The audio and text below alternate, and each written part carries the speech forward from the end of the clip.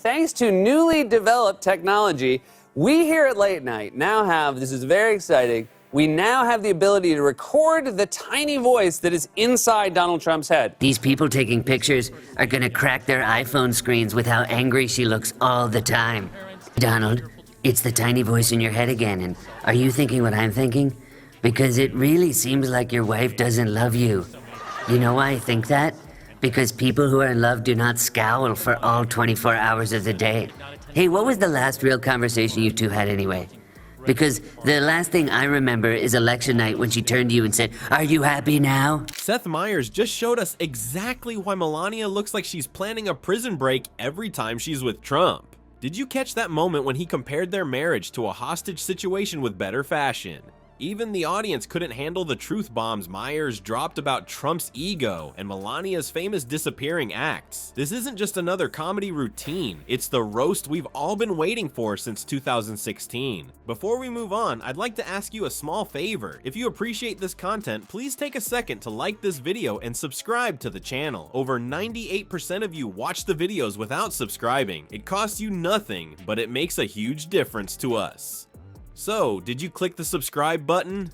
Great, thank you so much. Now, back to the video. Seth Meyers didn't just deliver a roast the other night, he put on a full-blown psychological examination of the weirdest marriage in American politics. You know how sometimes comedians just go for the easy Trump jokes?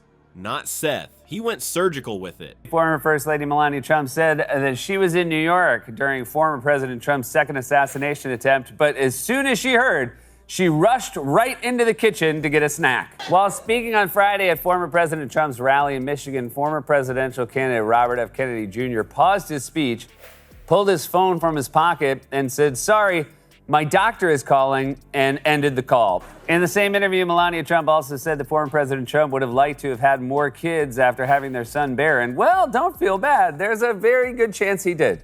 The segment started with Meyers showing this brutal compilation of all those times Melania looked like she was secretly blinking "Help me" in Morse code during official events. We've all seen those clips where she's standing behind Trump with this 1,000-yard stare that screams, "I did not sign up for this." But seeing them all back to back, the audience was dying. Then came the real showstopper, that footage of Melania swatting Trump's hand away like it was contaminated. Remember that? Seth played it in slow motion, and you could hear this collective "oh" from the crowd. It's like watching someone dodge a mosquito, except the mosquito is the former president of the United States. Oof.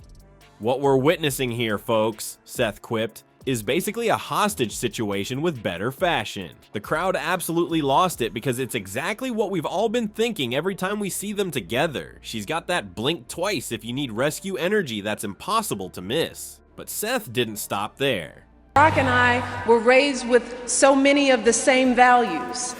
Like, you work hard for what you want in life. That your word is your bond, that you do what you say you're gonna do. That you treat people with dignity and respect.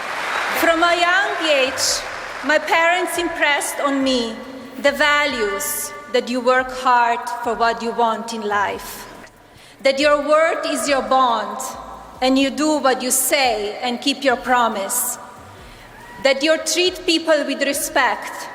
He dug up that crazy quote where Trump basically said if the Stormy Daniels stuff came out, he wouldn't be on the market for long. Like, dude, you're married. Seth pointed out how Trump talks about his marriage like it's a lease agreement with an early termination clause. The man treats his wedding vows like they came with a 30-day money-back guarantee. The audience was howling when Seth talked about Melania's uncanny ability to disappear whenever legal trouble shows up.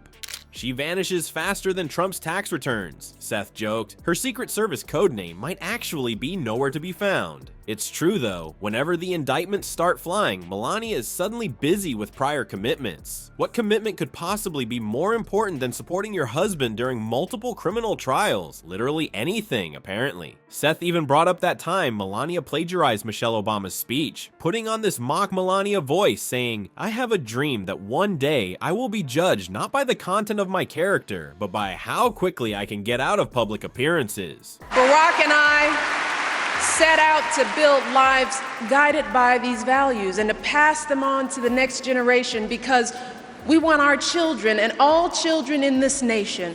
Because we want our children in this nation to know that the only limit to your achievements is the strength of your dreams.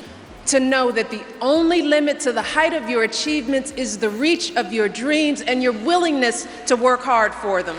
And your willingness to work for them. Thank you, God bless you, and God bless America.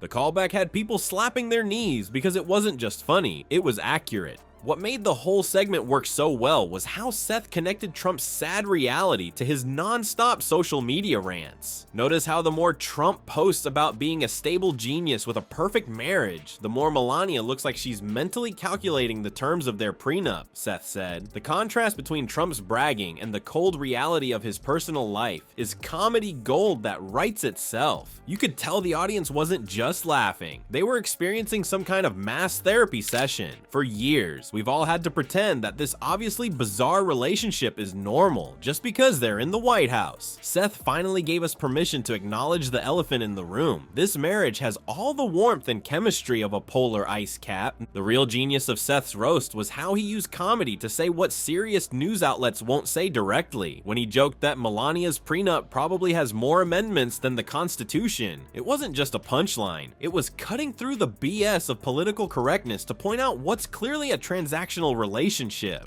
Central to the myth of Trump's supposed populism is his claim that he doesn't need anyone's money, and it's actually his opponents who are controlled by their donors. I've watched the politicians. I've dealt with them all my life. They're controlled fully by the lobbyists, by the donors, and by the special interests, fully. I'm one of the few politicians that I don't want your money, I don't want anything, I just want that vote. You gotta get out of the vote. I don't want your money. Let's be real, folks. What makes Seth's takedown of Trump so brilliant isn't just the laughs, it's the surgical precision. He found the exact nerve endings in Trump's fragile ego and poked them with a comedic scalpel. We all know Trump can't handle jokes about two things, his marriage and his wealth. When comedians hit those spots, his Twitter fingers start twitching faster than his excuses for lost elections. I don't need anybody's money, it's nice. I don't need anybody's money. I'm using my own money. I'm not using the lobbyists. I'm not using donors. I don't care. Seriously, everybody was offering you money? Who's everybody? All the rich guys at Musk, Zuckerberg, Bezos, Burns, Gecko, Clampett, and of course my good friend Smog. I can imagine him performing oral sex on a microphone since that's a real thing he did.